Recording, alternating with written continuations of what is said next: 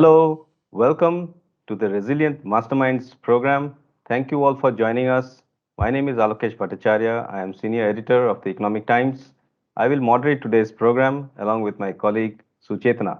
Hi, I'm Suchetna Ray, Senior Assistant Editor of the Economic Times, and it's a pleasure to moderate this session today. This is the last episode in a series of six power packed brainstorming sessions with leaders of India Inc., brought to you by the Economic Times and Microsoft. So, we're going to have three very exciting sessions today.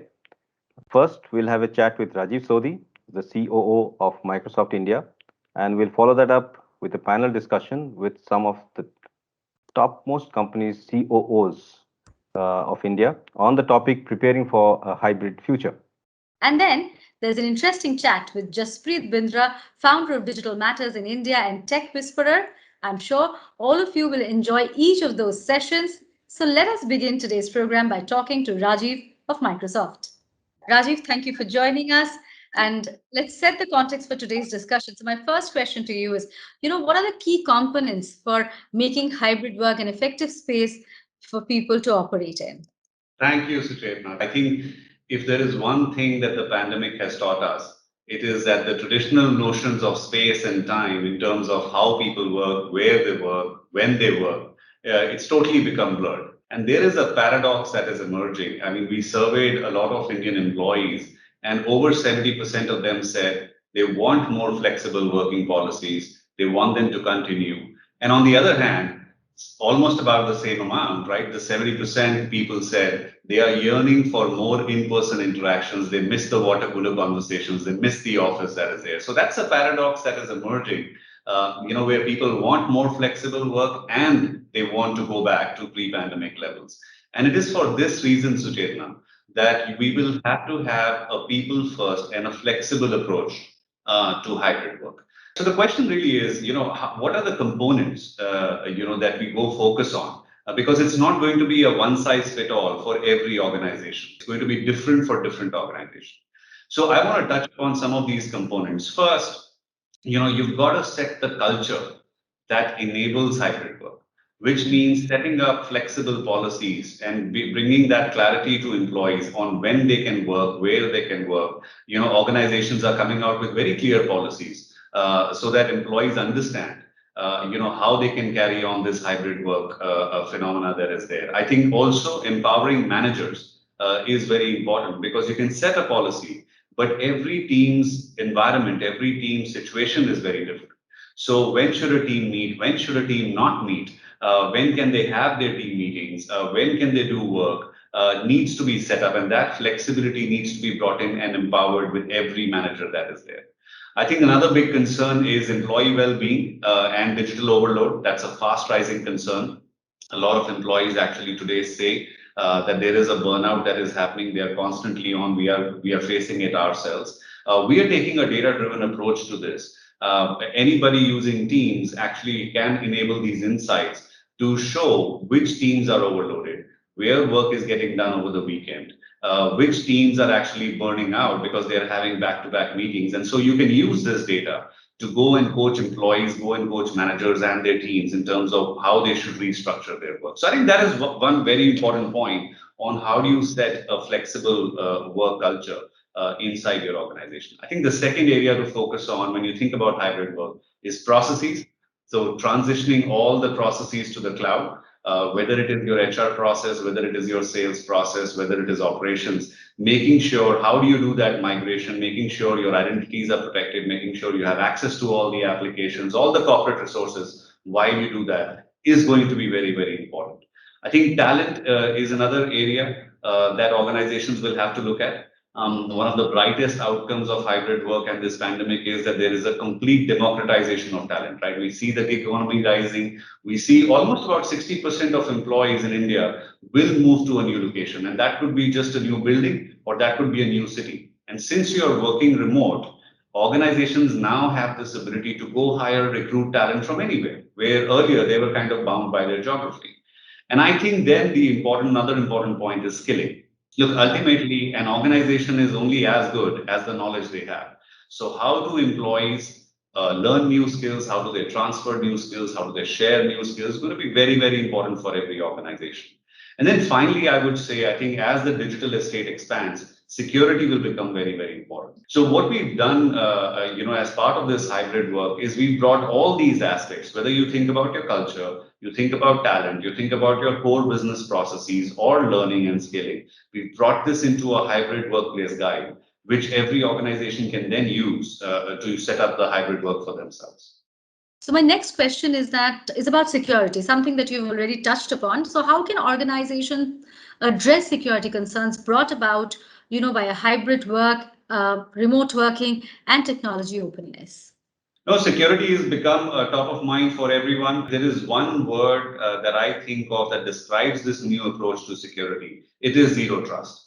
Fact of the matter is, today organizations don't have fixed borders, right? You don't have a fixed perimeter through which you VPN in like we used to do in the past, and then you access corporate resources. Today, you could be on work network 1 minute, and the next minute you could be on the home network. You could be working on your corporate device, but the very next minute you could be working on a personal device. You could be accessing a corporate website, but at the same time you could be actually on a personal website as well. So it's a very, very fluid situation that we are in. And zero trust basically means you do not assume any device, any identity, any corporate resource, any network to be secure by default, right? You give it the least amount of privileges and then you bring it on. So what can organizations do to implement this? I think the first thing is implement zero trust in your network.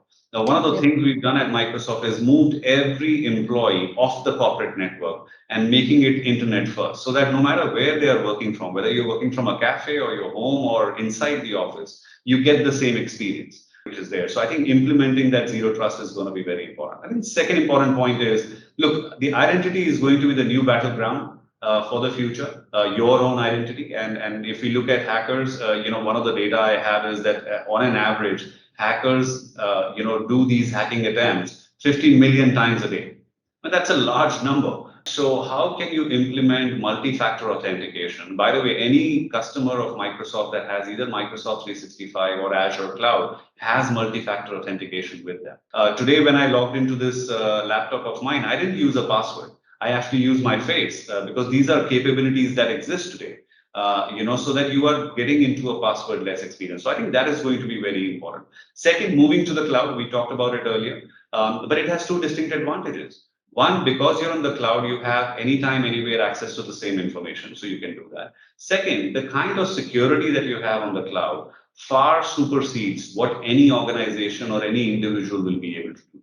And what we've learned is most of these attacks that you see from a cybersecurity actually happen on on-premise and legacy software. So the faster you move to cloud, the more secure you. And then the third and most important point is preparing your teams. Yeah, cybersecurity today is not just the IT department's mandate, right? It's everyone's problem. So what we have to do is to make sure not only our IT department, but our users, our employees, our business decision makers, everybody's trained on security, so that we can strengthen all aspects of the all aspects of the value chain over there. So I think those are some of the steps we can do, making sure you're implementing zero trust, protecting your identity, moving to the cloud, and then training your teams is going to be very important to make sure you are taking over this threat that comes because your digital estate is expanding. Right. Rajiv, my final question to you before we move to the panel today is that, with the pandemic, what it has done essentially is changed customers across sectors, So how are you meeting changing customer expectations through changes in strategy and operational models? And how do you synchronize all of this, the hybrid future with customer acquisition as well as retention? Yeah, so I think one of the things that the pandemic obviously has done is accelerated the move to the cloud. And one of the things that has happened, it's just accelerated the move to cloud, and it's happening across sectors. Whether you think about banking, financial services, manufacturing, government in the public sector, education, we've seen obviously all the education happening in a remote work environment, even SMBs that has happened. So I think that's there around us. What we've been trying to do is making sure we are working with our customers and being clear about how they should move to the cloud. So we have a set of processes and tools and applications that we can actually help them move to cloud over there. I think the second thing is coming out with guides. So I mentioned that we've released this hybrid work guide. which is basically a way for every customer to go about implementing hybrid work inside their organization. We've come up with assessment tools. So one of the tools that we have is just assesses the state of your security inside your network, so that you get a state of where you are and what you have to do to be able to go where they are. So I think this kind of work will become very prevalent, where you're working closely with the customers to say where you are today and how we can help you in partnership with all the technologies and resources we have to make you move to the cloud and make you more secure and get you into this hybrid work phenomena that is there. And prepare you better for the hybrid future. Yeah, absolutely. Thank you so much, Rajiv, for your time. It was a very insightful chat indeed with Rajiv Sodhi, COO of Microsoft India. Now it's time for the panel discussion. So let's start with introductions first. Please join me in welcoming Kirti Maheshwari, COO, Intus Pharmaceuticals Limited. Join me in welcoming L. Ravichandran, President and COO, Tech Mahindra. And there's also Gautam Varai, COO, WNS. We also have with us Narendra Jain, he is the COO of IIFL Securities. And last but not the least, we have Arjun Vaidyanathan, COO and Partner Corporate Services of KPMG India. Let us now dive straight into the discussion. We'll first talk about, as COOs, you are running the operations of large enterprises. And so let's talk about the new operational challenges and the solutions and opportunities in the hybrid age of work from office as well as home. So I'll go first to Kirti of Intas. Thank you, Alokesh. So with regard to pharma companies with a large manufacturing base, then we are into that segment. And we see, if we talk about the total workforce, we divide the workforce mainly into three parts. One is manufacturing and R&D. Second is sales and marketing team, which is a large team who are on the field. And the third is vital functions of the corporate functions like finance, supply chain, legal, HR. So those who operate from the offices. So talking about the manufacturing, yes, the team is required at the floor because they have to run the machines and they have to do the actual production activities and quality functions. So there is very less opportunity to let them work from home or remotely. So they are mainly required on floor. But R&D, they work in the laboratories, but not the entire team work into the experimentation and lab work. So there are within R&D, we have 3-4 different kind of function, especially in pharma. So apart from the people who are working on the floor, the scientists who do the analysis and the experiments, there are team workers who do the regulatory activities like compilation of document, preparing for the submission of regulatory filing, ANDAs, and submission to various regulatory agencies. And there is a team of called IPR, which is who does the patent search and other things. So these team members like regulatory and IPR, they can work from home. And apart from that, there are members who do the project management, because any good size pharma company are running with the R&D programs of about 100 plus products. So there is a good team who does the project management. With regard to sales and marketing and the field force, during pandemic, yes, we have faced the challenges as doctors were reluctant to meet the marketing people. And at that time, we have adapted more digital tools to interact with doctors. And initially, it was just helping to conduct and a one-to-one discussion with doctors. But as this system continued and more pharma companies has tried to engage doctors on the digital media, so there was a fatigue level, means which is called digital fatigue or the COVID fatigue, as mentioned earlier.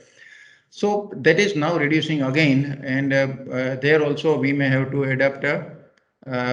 Some physical meetings will happen, one-to-one meetings, but going forward, there are some advantages of working remotely.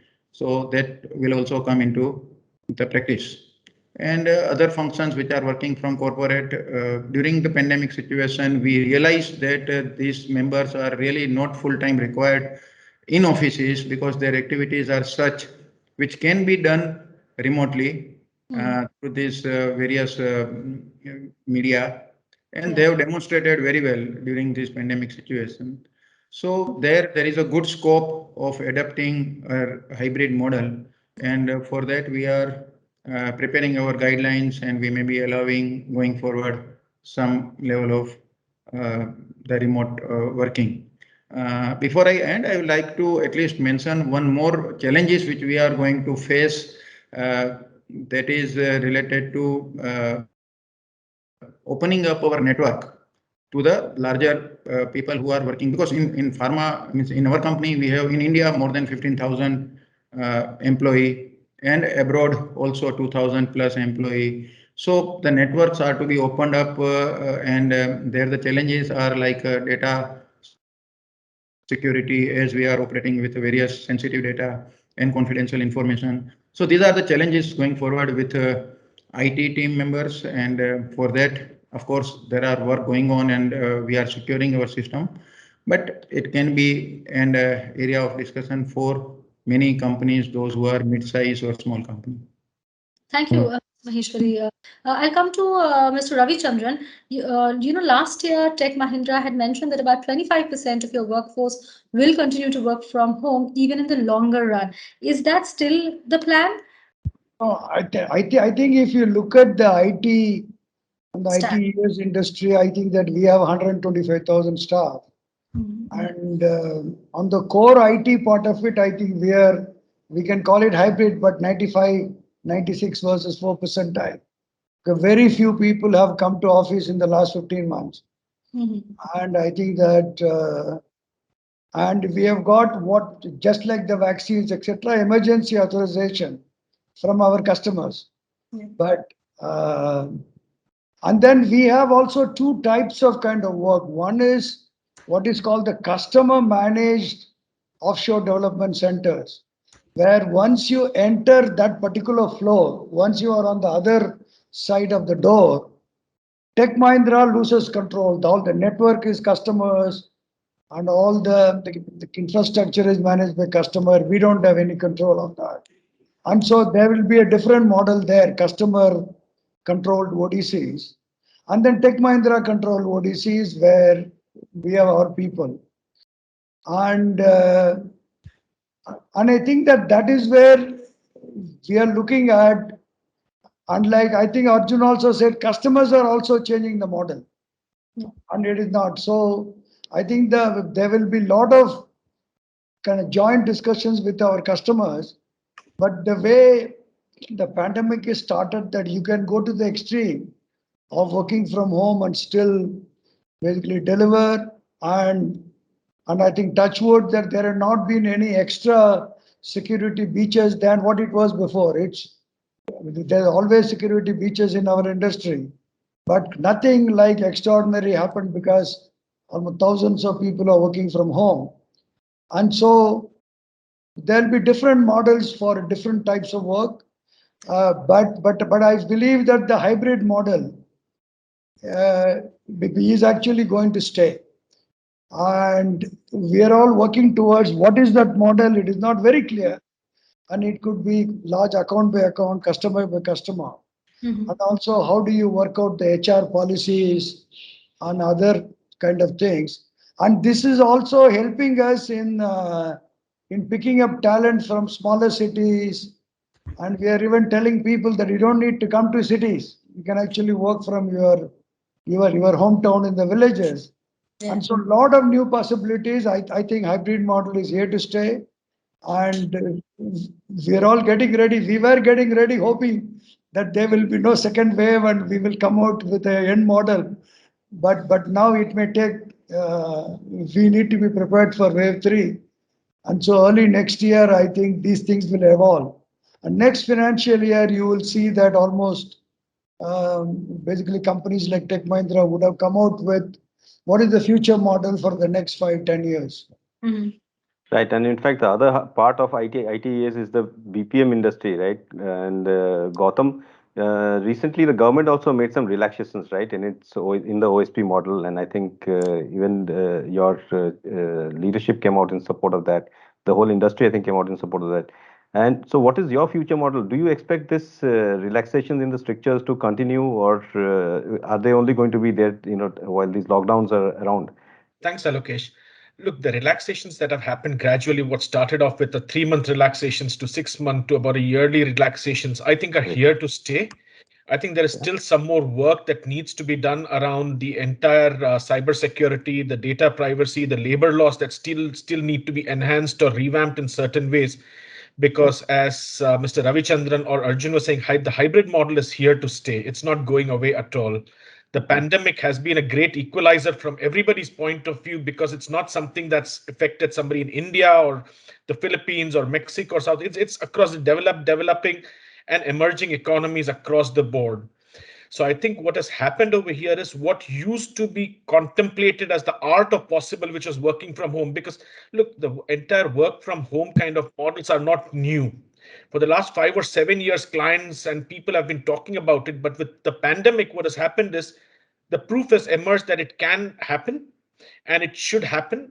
Now, the way, especially on the BPM side, where it is going to emerge a lot more stronger, it might not go the way the IT companies have gone for 40, 60, 70%, because a number of the processes that we manage are mission critical in some way, whilst we rely on the client system. So, for example, as Mr. Kirti was saying on the pharma side in his world, we work with a number of the global pharmaceutical companies across the board, developing joint IPs, etc. A lot of that will end up moving back into the offices in some way or the other, driving certain mission critical applications for utility companies. How we drive those, that will end up moving back to the offices. So the model will continue to go through the tweaks. Is it 20% or 30% or 40%? I think over the next few years that's going to emerge. But in our view, it's going to be between the 20 to 40% kind of work from home kind of a model, depending on industry to industry. Because we must also remember how the culture is going to get impacted. Organizationals run on culture at the end of the day. And you were speaking earlier, Alokesh, the moments of small interactions. How do they actually get captured at the end of the day to build the culture? How at the end of the day are we going to, in fact, one of the most amazing things that we have seen is the productivity of teams and employees and associates has gone up during the pandemic. But is that going to be sustaining over the next number of years? And how is that culture going to be defined? So I think lots of tweaks that we will need to make as we progress. It's here to stay. We have actually invested quite a bit for it to emerge victorious. Right, Mr. Barai, thank you for those inputs. I'll come to Mr. Jain now.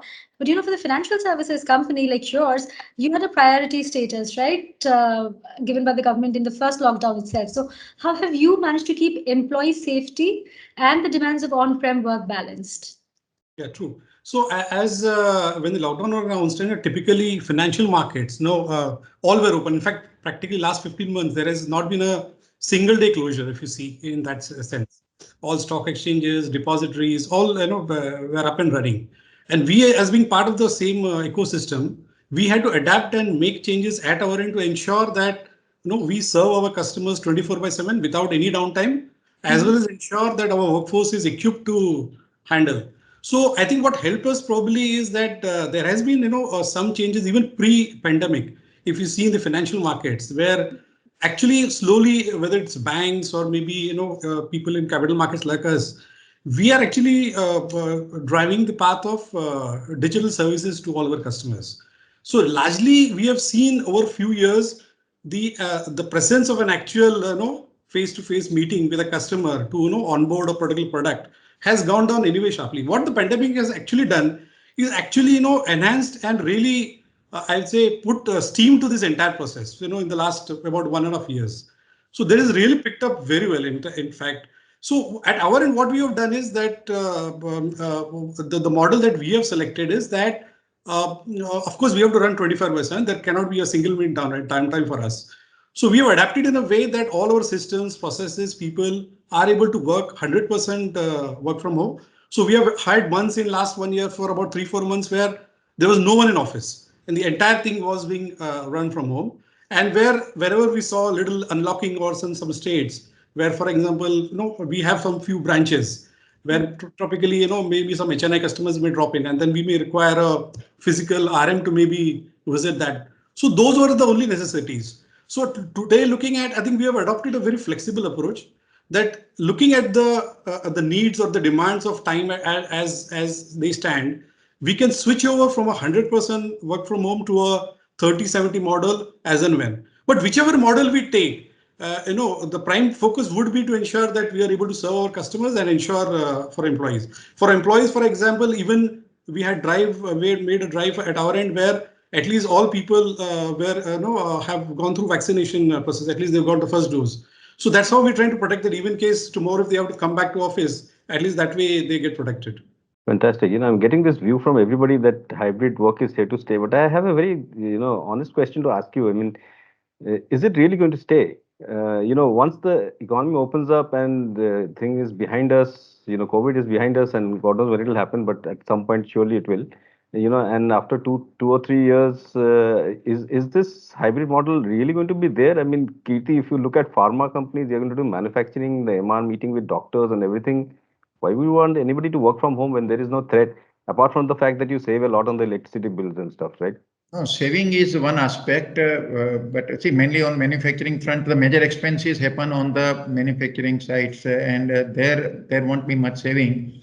But in the offices where means the people, somebody means who are working, means their families are at distance, means they are coming and then going to the weekend to the home. Also, and even in our company or in many pharma company, they allow the senior people to work from home. Means those who are traveling and at weekend they can go to home. So I think there will be a shift to have to some extent remote working, and it will help to by many means because it's one sort of incentive, you can say, because people can need to have their work-life balance, and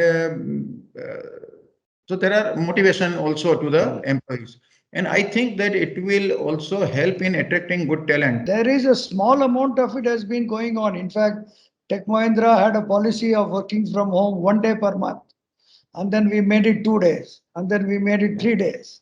And then depending on the person, etc. So it was running even before the pandemic. So that, but we used to basically make it into a perk that it's something you can get, and you all you need is your say reporting manager has to agree, and so very less process for that. And now that we have actually proven it can go to the extreme, and again I think Arjun also mentioned about a lot of corporations. Many of our global corporations in our steering committee reports on quarterly steering committee, they want a section on what they are doing for environment and what are we doing for environment.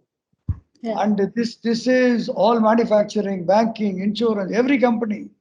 And so that they are interested in who is your chief sustainability officer, what is Tech Mahindra's view on that, etc. And so that kind of also is something that we are talking to our kind of customers to say, if you allow your people working for you stay kind of less travel for a day, how much of? Yeah. And so it is here to stay. But it's obviously strange, like Arjun said, the travel time friendships, where we started realizing it only otherwise we used to hear only about jokes about Bangalore traffic and traffic jam, Silk Board and all that. And obviously people have realized. And I think employee health you talked about, we have to get back into hybrid model because the current model, I think it's slowly started affecting employees, especially the wave 2 with lot of deaths in the nearby families. On their extended family, they are cooped up, they are not able to meet friends. And so in fact, we have to increase our counseling kind of help, etc. to our folks. And so it is, and so they have to come back and actually get it to work for your hybrid mode. And again, it will just go. It is just a progression from 3 days to 5 days or 10 days. We don't know. Mr. Jain first and then go to Arjun. Yes, Mr. Jain. Yeah. So I was just trying to second the thought on the talent search part by just giving an example. See, actually, we saw a lot of volume traction last 1 month. So, this is a personal example. We are trying to hire for our customer servicing agents. But typically we used to look into tier 1 cities and try to get talent from peer industry or something. To our surprise this time, we actually ventured out and went to tier 2 and 3 cities with an offer that they can work from home completely, no need of commitment. And to our surprise, we found very good talent there. I mean, typically even homemakers, who were smart enough in communicating, and we onboard them. So that has been a very excellent experience. So just wanted to second the thought. Right. I'll come to Mr. Vaidyanathan. It is the pandemic we know has changed customers across sectors. The focus is now on better services and at the same time more with less. So how is this impacting COOs and their strategies across sectors? Couple of things. I'll definitely answer that question on how customers have looked at it and what are their expectations from all of us. But before that, just to continue the conversation which all of us have been having in the last 5 minutes, if you go back 14 months, okay, all of us were working in the office, and one fine day, all of us decided that from tomorrow onwards, we can't travel, we have to work from home. What have we learned? Okay, we have learned that we have trusted our people and they have delivered above and beyond in a truly remote working environment. Okay, second, the enhanced collaboration on videos, etc., has worked beyond expectations. Nobody expected this to work. Everybody thought jana padega office ko photocopy chahiye, physical documents, nothing of that sort. Technology has really stood the test of time. During this period, from a people point of view, even from if you take an Intas or if you take anybody else, the new product information, new product training, new ways of selling, etc., all that has happened on a remote basis. So training, hiring, processes in a virtual setting has worked. What has also worked with the clients is junior staff, the senior staff, the trust factor, whether the clients will agree, whether the reporting manager will agree with what that face-to-face interaction, I need to see you, all that changed. Even from our customers' point of view, we do a lot of work for the government teams. The government also said that generally the government likes to see our people standing next to them and working. They also said, look, guys, work from home because it's too risky to travel and too risky to do all those kind of stuff. So a complete shift in mentality has happened in the last 14 months. However, what has happened in the last 14 months also, there is a perceived sense of inefficiencies among some of the client deliverables. Previously, there used to be a huge amount of perfection and the clients wanted certain things in certain way. Now it's okay. If you don't do it, it's fine because end output matters rather than the process or whatever it might be. The more important thing is people felt when they came together in the office, they felt there was a creative levels were far more higher. For example, even in a couple of projects which I'm running, I keep telling my fields, if I had been in office, I would have stood up on the whiteboard and explained to you. They immediately opened the Teams whiteboard. I said, no, this is not what I'm talking about. I want to stand up. I want to see you face to face. I want to see your facial expressions, all that we are missing out. What is also happening in this whole program? Somebody said that, we have to do 24/7 customer service. People are working longer than before. So the work-life balance, today somebody gets up a little late, but having breakfast on the work table, 9 o'clock, 8:30 calls have started. The calls run right up to 8:39 in the night. Previously, that never used to happen. Okay. And people are missing that social face-to-face interaction and in-person development that used to happen. There was an advantage to having an interaction on a face-to-face basis. So if you take the advantages of the last 14 months, and if you take some of the things which are missing in the last 14 months, I think it actually begs to have a hybrid model. You cannot go this extreme, nor you can go the other extreme. Now, coming to your other question, hope I have clarified some of the other discussions which have happened in this little bit of an example which I have given. The second question of how the customers are actually very happy. What has happened is from our point of view, just as if you look at Tech Mahindra, if you look at Intas, if you look at anybody else, they have all said that, look, I don't need this much space. I don't need physical this thing, so long as my work is getting done. So our customers have also looked at it in that kind of a manner, saying that so long as my output is done, so long as the deliverable is there, I don't care who delivers it, what delivers it. This physical presence, yes, that is a little bit missing. Previously, it was a good big thing there, but customers are now expecting more. From a technology point of view, they're expecting more digital basis of doing stuff. So to that extent, if you see some of our KPMG digital solutions, this is not a marketing spiel. I'm just telling you this as a fact. Some of the digital solutions and digital thing which could have taken 3 years to do it, people are wanting to get it done in 6 months time. Because why? They can't wait, because they know that this kind of a working model is going to be prevalent. If they don't go digital today, tomorrow it will be too late, because everybody else would have moved The staff would have moved. Staff would said, I don't want to do this old way of working. So it is forcing organizations to actually go through the change. And the expectation from customer, from people like us, from a consulting firm, organization, etc., has gone multifold, because they expect us to bring the expertise from many other places also to kind of bear in their solutions, including in a manufacturing setup. I mean, we have done a lot of work for manufacturing setup today, and the work has been done remotely. We have not gone to the factory, but the work has been delivered, and the savings have been delivered, and the processes have been improved. So a lot of things from a customer expectation point of view has changed over these last 14 months. And looking at how things have happened, I don't think we would like to go back.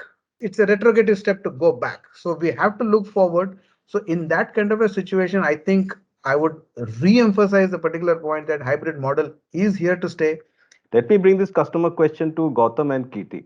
Your customer, you have widely differing customers, right? Gautam's customer and Kirti's customers are completely different from one another. But what is your model now, especially when you're doing the hybrid work model for your own employees? How do you meet changing customer expectations? Thanks, Alokesh. So it's a great question. Look, from our industry, when I look at our BPM ITES industry, we deal with, let's say, the utilities company, the pharma companies, the banking companies, the insurance companies, and so on, consumer durable companies, the fintechs, the insurtechs across the board. We deal with such a wide spectrum across different parts of the globe. So you always end up having a demanding need going through with customers in terms of, okay, this is what our model is going to be. Are you going to mirror that particular model? That's a challenge that we always have. But one of the things we must remember, Alokesh, is the pandemic, the wounds are not going to heal in a hurry across the board. Over the next 3 to 6 years, what you're going to see is every client is not going to ask for BCP, but can you encompass PCP into the BCP? That's going to be a must in terms of that particular arena. Okay. The second thing that we are seeing, Alokesh, is the demand for digitization and transformation, irrespective of the industry segment, has grown significantly. Today, it is no more about, can you give me an incremental improvement? Can you take away our OPEX costs? Can you take away our variability? Today, clients are coming to companies such as us saying, can you actually help me redefine my process to actually have a larger impact on my balance sheet than just an OPEX advantage? That's creating a significant opportunity for companies such as us in terms of more clients, more demands, more end-to-end processing capabilities, which is why what you're seeing is our investments in the digital and digitization work streams is actually increasing significantly. Even during the pandemics, I think, other than companies such as ours, a number of companies have actually doubled down on their investment on digital tech platforms as we go through. So I think all in all, it bodes exceptionally well in terms of the hybrid model and how we are going to reap the benefits of this. Mr. Maheshwari? Yeah, thank you, Gautam. See, in case of pharma, and especially in our company or our model, we have two kind of model. One is B2B and second is B2C. Right. So in case of B2C, is end users are the actual patients and those who are consuming the drugs, and other is a B2B where we sell our product to the partners, and especially in the international market, that is more prevailing model. And again, where we market ourselves, there also we directly don't come into the contact with the end users. So it is mainly to the distribution network and the companies who are buying the product and then distributing into the market like US, Europe, and other area. So there already there was a prevailing model of this digital mode, because in Europe and in US the distance are quite far and very less one-to-one meetings were happening, except the conferences. Now, in this condition, the conferences has been reduced, and in future also this will start. But I think this model will continue of digitally connecting to the clients and the people. And I think that there will be a blend of this kind of situation. And in case of the Indian marketing operation, our actual dealing is with more with the doctors. So as I mentioned earlier, our marketing representatives and sales force, they are meeting to the doctors, but that has also gone down.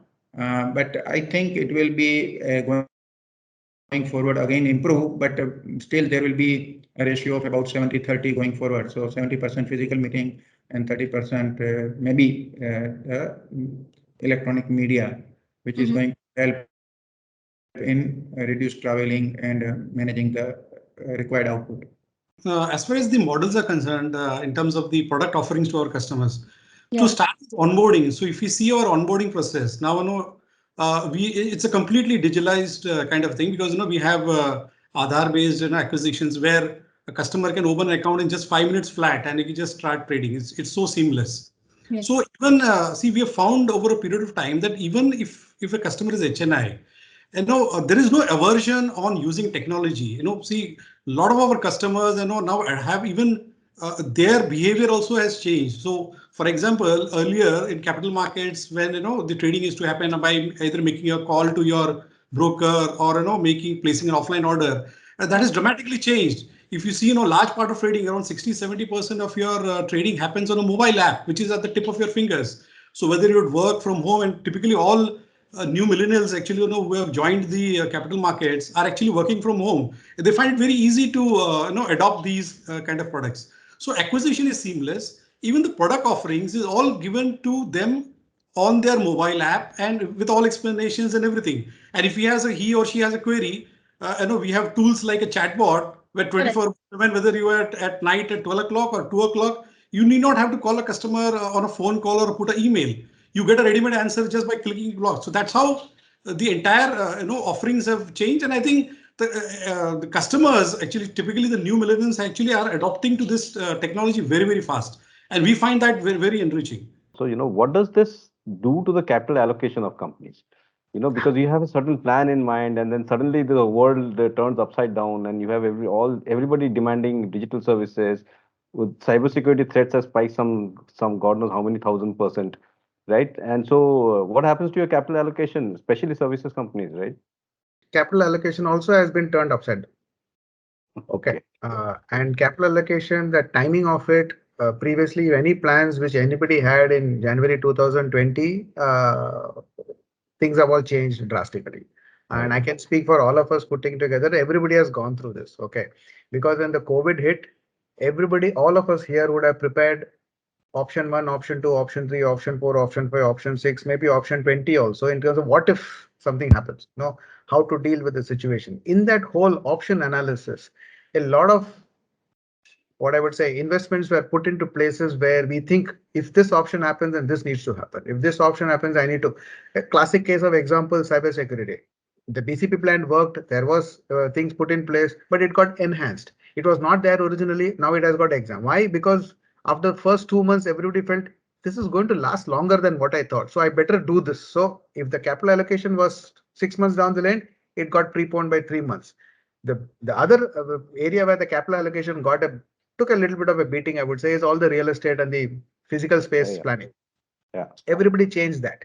I'm sure a lot of people have got lock-ins over a period of time, so to get out of it and get in out of it is all a bit of an issue. IIFL also has got a real estate portfolio which they have kind of done up and down. I am aware of it because we are one of their customers also in one particular area. So has Tech Mahindra gone about doing it. Everybody has gone. It's simple thing. So the entire real estate portfolio of every organization got rejigged. It was not there in their plan. They never wanted to revisit it. They thought it will be okay. I have signed up for 9 years. I got the deal of my life. Everything got revisited. So to answer your question short, all capital allocations went on ground zero. Everything got zero based. Everything got revisited. The allocation over the last 14 months have kind of changed multitude. Okay. Nobody expected us to have a conference like this. You would have had it in a 5-star hotel with food and drinks, etc. served.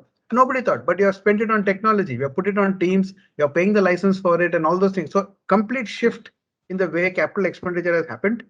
And I can tell you for all 5 of us on this particular call, it is the same story in every organization. There is no different actually. So definitely in the short here and now, cybersecurity, all the measures around all the cybersecurity or InfoSec measures has been given maximum importance, followed by all the areas of new age technology, digital tools, etc. The area where we are focusing quite a bit over the last 8 or 9 months is the training and people reskilling and reshaping. Because one must remember there are two sets of development needs that will come about. As we are definitely going to go down the hybrid operating model, the managerial skills required for in-office management to a remote management is starkly different. The empathy factor is going to be extremely high in how you manage how you manage tasks, focus less on task, focus more on outcome. You're going to see all of that changing. So the skills required to have effective managers to manage a hybrid operating model, the training programs is going to increase. The second one is the world is going the digital route. We all talk the digital game. We all talk about technology platforms, AI, etc. But the curriculum of people coming out of our schools and colleges is vastly different from the industry needs at the end of the day. So the programs to reskill, reshape, etc. That's another area that's going to go in. So if I were a betting man, over the next 2 or 3 years, whilst the InfoSec standards are going to start becoming common across different companies, different parts of the world, that age of cloud, AI will continue. The investment on people, and that's what we are seeing from our company perspective, is going to increase many-fold over the next 2 or 3 years. So maybe just to add, maybe all of us here, I think the technology departments now currently in every organization is mostly the most sought after department, and they have the intense pressure on deliveries now. I mean, we just run after and then on product deliveries, be it for customer, for processes.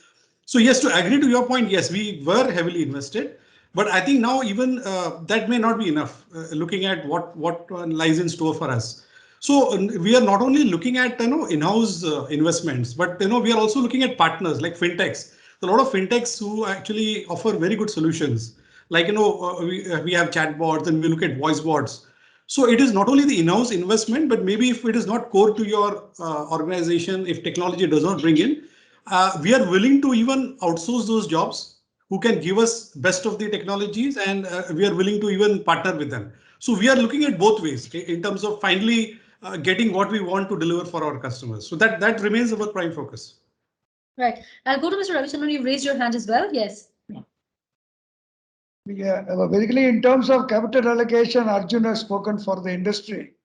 I think immediately that Tech Mahindra, Infosys, many companies, we start believing in building our own kind of large campuses. So wherever you go, you see large campuses where we take at least 50, 60 acres of land, 100 acres and build. So those things are on hold. Basically, we don't want to build any more new campuses. Basically, we want to see how this whole pandemic works out, what is the hybrid model, and then we can decide. And also that even when the employees come to office, I don't believe they'll come and sit in their cubicle and work. That they can do from home. And so we may need to refit everything where only collaboration, basically that kind of open space. And so there is going to be a lot of redesign. And so there will be capital allocation for say remodeling many of your campuses. Because when they come for 2 days a week, for example, and they sit in their cabin, don't talk to anyone and go and sit on the bus, then it doesn't help really coming to office. And go to a conference room for half an hour meeting. And so how do we get the maximum out of those 2 days? And I think that additional digital security and all the tools, for example, even we are going up to a small UPS, broadband connections, and higher-end laptops. And it kind of looks like you will not see any desktops in IT industry. It's because we used to be so careful. Where can you buy a desktop? Where can you buy a laptop? Because laptop used to be expensive. But now that I have to actually shut my eyes and approve laptops. Okay, it's because like it's easy to move when the person has to actually take it and work from home. So all the technology is enabling work from home, and then digital security, that is where the money is going.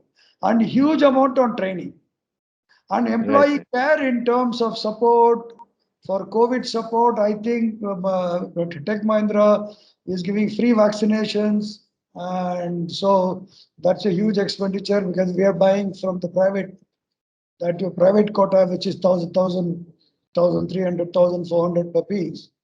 And all the support we are providing for hospitalization, extra kind of payment on top of insurance. And so there are some costs involved there, which we believe large organizations should take care of their employees. Kirti, you've raised your hand. And, apart from answering this question on the capital allocation, Kirti, you can also tell us a little bit about how do you empower employees? But capital allocation first. Yeah, so on front of capital allocation, yes, as you are aware that overall India dependency on API is more to the from China and other market. So of course, India has a capability of API, but still there are certain complex molecules we are dependent. And so we are backward integrating more into that area and allocating funds for the API manufacturing infrastructure.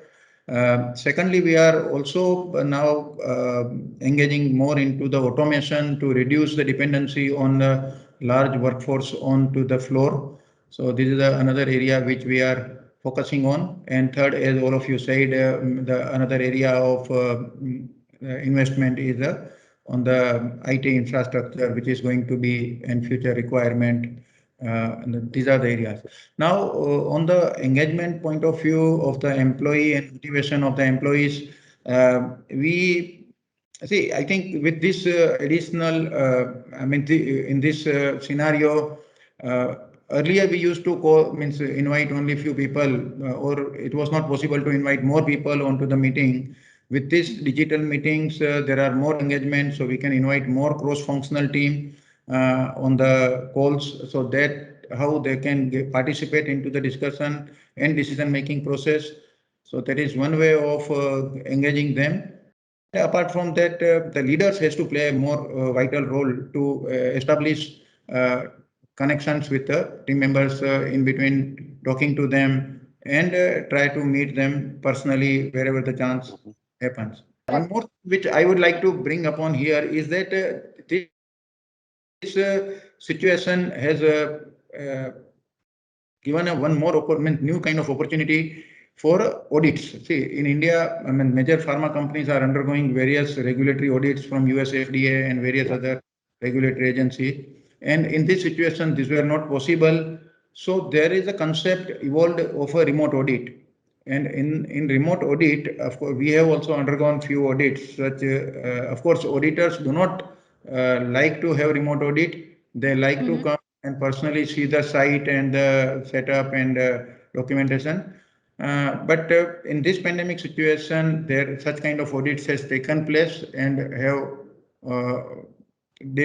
concluded the required output. So of course, in future it may not continue, especially for FDA and other regulatory agency, but we can audit our vendors by this mode. And it is not only the document review, but a tour, site tour with virtual tours are also happening. And in that area, there is more investment, or rather more infrastructural support from IT would be required in on the shop floors, like cameras into the floors and allowing remotely to access the actual floor activities. So these are the things which are coming. Thanks. So from our perspective, look, there are enough tools and technologies available in the market to satisfy any kind of needs. But the biggest thing that you will need to do over the course of the next number of months is redefine the process in which innovation is driven. So today, when you have cross-functional teams or the agile way of working, where everything is happening very, very quickly, you'll need to build a culture around which, using that whichever tool which you use, whether it's Teams, whether you bring somebody in the office for a day, whether you end up having social interactions, it's these small moments that will end up happening. And the second basis is you'll need to have a process through which the lowest down in the pyramid, where the innovation actually happens, as the best innovations happen on the shop floor generally, as we call it, is how does that get driven? So we have a process, for example, which we are driving quite aggressively, is Wincubate, where every idea is actually collated, collected in front of a panel. And the winner of the idea, what ends up happening is gets funding to the tune of $250,000 at the end of the day, along with an equity in that particular venture for them. So the company helps them actually seed it, venture it, build it. So when people see that at the lowest of the pyramid, you're starting to see their ideas will get incubated, they will be given funding, and the jobs are not at risk for actually trying to do something new, you're going to see a lot more of this innovation bubbling up. So that's few of the things that organizations can do quite effectively. Very, very interesting. Arjun? Yeah, so I think Gautam has covered the innovation part of it. I mean, it starts from the roots and you have to keep employees engaged so that the innovation engine never stops. Because if I talk from my organization point of view, we are a completely people-based organization. We don't have manufacturing, or we don't have a financial model where people trade or whatever. It's a completely people-based organization. So for us, keeping the motivation levels of the people became very, very important. So from our point of view, we started a Vitamin Josh series. Now, what is the Josh series? So it included things like cooking classes. It included things like yoga classes. It included the exercises. So what happened was you had a group of people on a Zoom or a Teams doing things which they never would have done together. And as Ravindran pointed out, and as even Kirti pointed out, the interaction between people never would have interacted with them otherwise. And somebody from Chennai and somebody from Bombay and somebody from Delhi would not have interacted on a daily basis or on a weekly basis on a regularly, because that is not in a physical mode, that is not possible. But in this digital age, in this particular mode of working remotely in a hybrid model, that made it possible. So what happened was a lot of employees came together. Now, obviously, there is a little bit of tiredness, because who wants to sit in front of a screen throughout the day? Even if you allow people to watch television throughout the day, just won't. It's not possible for us to do. So in that kind of a scenario, how do you balance employee well-being? How do you balance business requirements? How do you balance innovation? How do you balance investments? How do you balance operations at the same time, make everything so cost effective that the customer says you are delivered very well? So it's a bit of an operational nightmare. At the same time, it's a bit of an operational challenge, which is there. But that is something which is very prime, very important from a people well-being point of view, that needs to continue, whether it's a hybrid model, physical model, that continued apart from physical training on technical subjects, etc. I think the soft skills of, having counselors, having able to talk to friends. Today, what happened? If I'm in the office, I'll just walk into somebody's cabin. I'm taking a 10-minute break. So bear with me. So you have a cup of tea, you just chit chat something and you get out. That today, that's not possible. I just can't call you because you might be somewhere else or whatever it is. So how do you engage that in a very way is very, very important for us, because we are a people-based organization. So we have also done all the thing about vaccination and giving, lots of insurance covers, etc. All that everybody has done it. But over and above that, how do you engage? How do you make them feel proud of an organization, that this is where the organization stands for, is more critical at this juncture from a workforce point of view, in my view. Two things I wanted to add. I think this Josh is a patented Tech Mahindra for last many years. We call it Josh.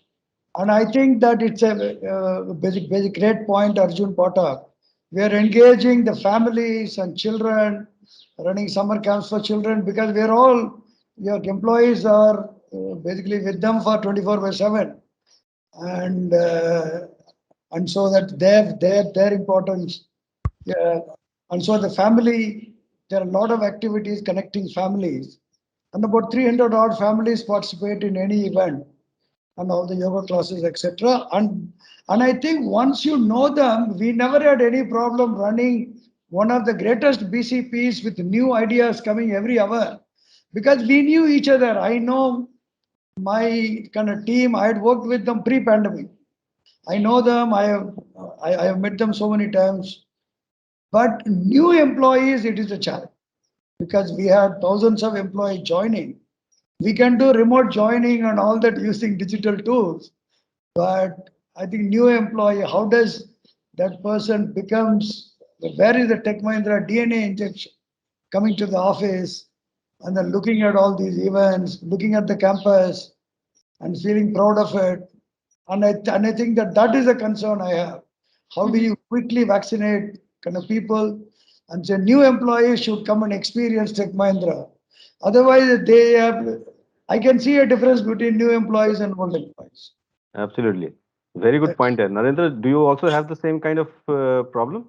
Yeah, so actually, when we just to give a context, actually in last year when we just started about, when the lockdown started, when everybody was working from home. So in the first few months, we did see a lot of stress levels in the employees, because this was something that it was taken aback, because people have got used to working in a close-knit group, and especially in operations or capital markets, where the very complex operations, there is an element of talking to each other, understanding things, quickly taking a decision, and all this stuff happening. Here, people are working remotely in their own homes. Maybe somebody somewhere has a power failure, somebody does not have a network connection in time. So all those challenges were there actually. So that led to some kind of a challenge in terms of employee productivity. So we saw it as leaders actually, we engaged with them, and then we, so we have had sessions where we had mentoring sessions, we have had special sessions for employees to take care of their well-being. So that is need of the, see, however digital we may become, we may bring a lot of tools, but finally you need good quality workforce, employees who are motivated to run those finally. Well, and that cannot be, understated. Well, it is so important. If you need to have a team to take care, even all these digital initiatives that we bring to the table, the robustness, the quality of the deliveries that we make to the customer. So the customer may feel that yes, he is getting a wow factor, something which is onboarded to him or given to him in a flash of a time. But actually, there is a lot of work which happens at the background, which needs a lot of employee inputs. So I agree. There's a lot of work that needs to be done for employee morale, automation, and the organizations over to them. Thank you so much to all of you. We've completely run out of time.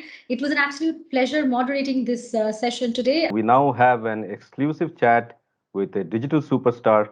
For those of you in the domain of technology, Jaspreet Bindra is a very familiar name. An acknowledged expert in digital transformation, Jaspreet was the Group Chief Digital Officer of Mahindra Group. Today, he essays multiple roles, including that of a global moderator, educator for Harvard Business, a scholar in residence at the Indian School of Business, and a partner and chapter leader of Singularity University.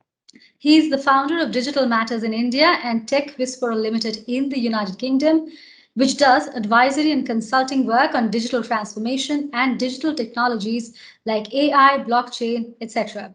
I would now invite Jaspreet Bindra to join the chat with us. Jaspreet.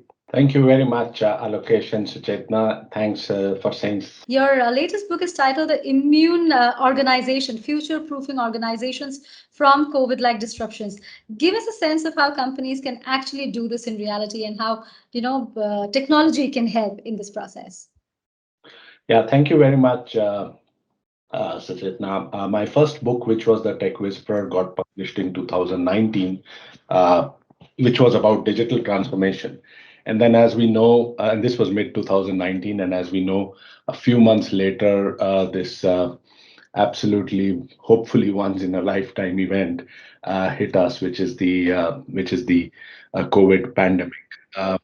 And it was during that time that I started thinking about and talking about and working with my partners and companies as to what can organizations learn and do from these events. Obviously there's a massive disruption, but how do you learn from this? And the thought that came to me, which gave rise to the book, is that at that time, the world was scrambling around for a vaccination for the pandemic, and I kind of thought that what if we treat the pandemic itself as a vaccination from an enterprise point of view, so that we learn from it and create the right antibodies as vaccinations do, so that next time a disruption like this strikes, the organization is much more ready and therefore much more resilient.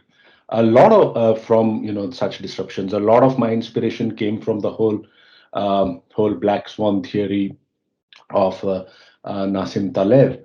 And the interesting thing was that we think that COVID is a black swan. It actually isn't. It was very predictable. It was predicted by so many people. But the black swan event were actually the lockdowns. And lockdowns were not predicted. And those are what caused all the disruptions. And lockdowns don't need a COVID. They can happen through multiple calamities or reasons. And therefore, in the book, I identified 7 different antibodies, a lot of them technology based. The other thing that we saw was that the pure technology companies, like Zoom or Netflix or a lot of the big tech companies, were actually anti-fragile in this scenario. They actually grew while the others got impacted. So how can we become more and more like them using technology? And how do we use certain forces like changing business models or decentralizing, like work has gotten decentralized, or automation on some of these newer technologies like AI, IoT, some of the big productive and collaborative technologies like Microsoft Teams and Zoom, etc. to become the antibodies and therefore make us more resilient. And that's why make the organization immune, and that's why the title, the immune organization. Jaspreet, we have all noticed, and it's a matter of accepted fact now that COVID-19 has done the job of, the CTO and the CIO in many organizations, right? It has accelerated digital transformation way beyond its normal pace. And today's program is, of course, centered around the COOs of organization. So my question to you is from an organization perspective, really. How do you think, how should today's COOs rethink future-ready strategies for their organizations, especially when we are preparing for a hybrid kind of world? No, you're absolutely right, Alokesh. In fact, there has been this cartoon going around, which I'm sure you have seen, which says that who's responsible for digital transformation, and there is tick box, tick mark, space CEO, tick mark CDO, tick mark COVID, and obviously it's COVID which has been tick marked. And so you're right, and it kind of follows from the first little discussion we had on the immune organization, that one of the things companies realized was that companies which are more and more digital in their business models, in their way of thinking, in the processes and technologies that they have been far, far more equipped to fight off and even thrive, and then have a much faster recovery going forward.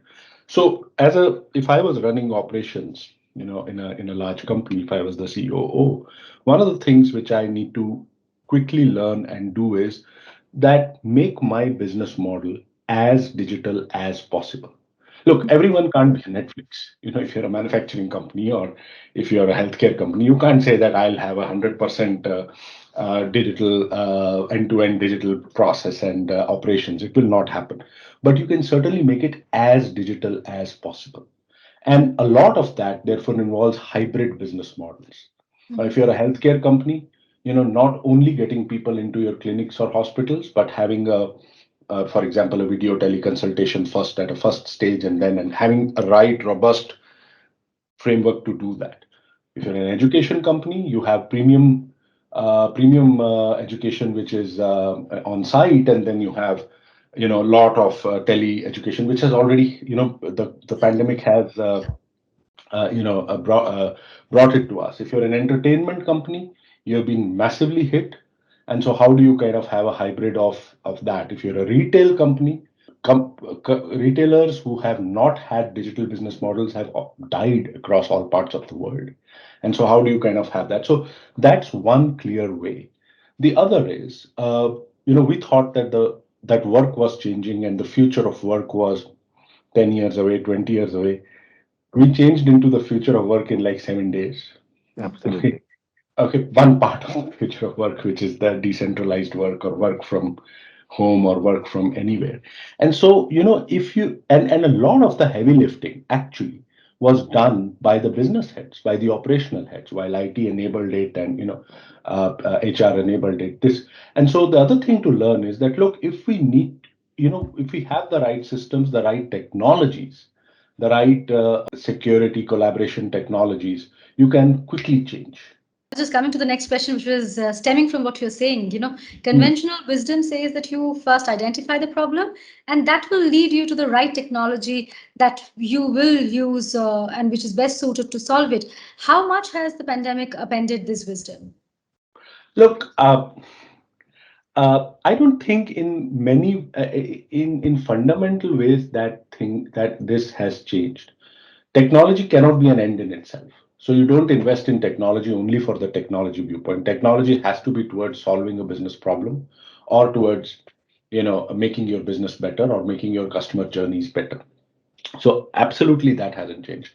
What has changed, however, is that you don't wait for a customer journey to change or a disruption to hit, okay, or a problem to emerge. You have to actually, the pandemic has taught us that you have to be prepared. And so to be prepared, while you might not invest whole hog into, many of these multiple things, you have to start experimenting with technologies. And all the new technologies coming in, whether it be data AI, whether it be blockchain, whether it be the new collaboration softwares, whether it be importantly AR, VR, augmented virtual reality.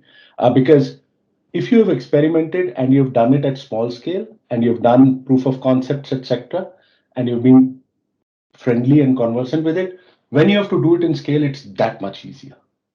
Okay, so in summary, therefore, you do not have to invest in technologies at scale before even the problem happens. Okay, but anticipating that something like this will happen, at least you should have, in an agile manner, in a fast manner, experimented with them and worked with them so that you can quickly do it. And related to that, my last point here is technology is one thing, and the other part is the organization. So the CEO's org or any other business org or the ops org also needs to be trained. Case in point, when we went suddenly to work from home or work from anywhere, companies which had already had those policies and therefore had the software and the security systems and the people equipped to work from home could do it so much faster.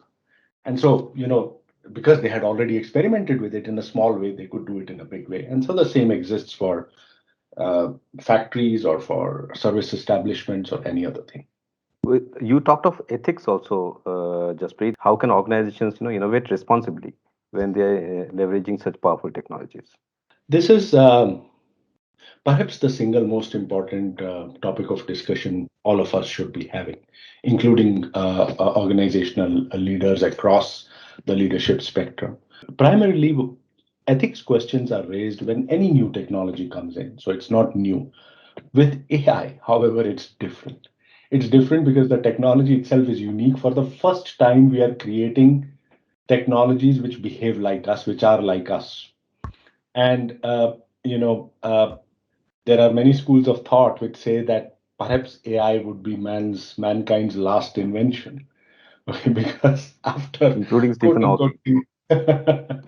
after quote unquote singularity, which depending on who you believe is coming in 20 to 25 years from now or 30 years from now, perhaps they will start inventing things, because they'll be an intelligence superior than us. So, I mean, just exaggerating to prove a point but what is important is, therefore, the technology that we are building today can, as I was saying earlier, can move the needle, really move the needle, but where it moves the needle, whether it does good for us, which we all want, or it gets misused and therefore, is much more used for AI-based weaponry or used for massive surveillance, as some countries are doing today, or huge data privacy-related issues, or so. And there's a lot of work happening in either side. What also happens is, whenever a new technology comes in, the dark elements always tend to adopt it faster. Yeah. Okay, then you can look at the history of technology, from videotapes to the internet, to even blockchain with all the ransomware, etc., to this. And so ethics in AI and how it will impact societies, I think, are number one question today. It's a philosophical question, and it needs to go beyond organizations to lead to national leaders, to philosophers. But two parts to it. As a enterprise leader, I think we need to be very, very clear that the reason for which we are using this technology needs to be ethical. The partners that we are working with need to have subscribed to a certain code of ethics and a code of conduct. And we have to always keep work under the regulatory frameworks that countries are now gradually setting up. GDPR in Europe, for example. In India, we're going to have a regulatory framework coming in. I also do believe that as national leaders and large corporate leaders, I do believe that in some time AI will probably be regulated like nuclear energy was. After the Hiroshima bomb, fortunately, there has not been another, despite the vast destructive possibility. And so I think we'll need a similar framework at a global level, which will also apply to organizations, okay, where there will be some level of regulation. And I am a believer as well as a supporter of that. And so are people far more powerful and bigger than I am.